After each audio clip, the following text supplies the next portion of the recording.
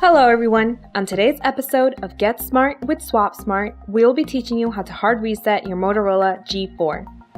Before we begin, make sure your device is powered off by pressing the power button. To hard reset your device, we will need to press the volume down button and power button for 3 seconds. Okay, let's try.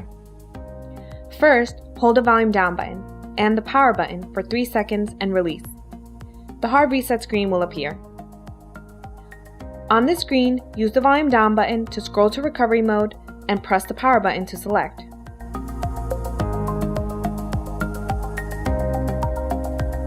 Once the Android appears, hold the power button and then press the volume up button to bring up the Android recovery menu.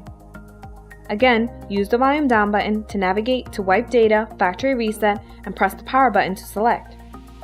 Navigate to user data and personalized content by pressing the volume down button and confirm by pressing the power button.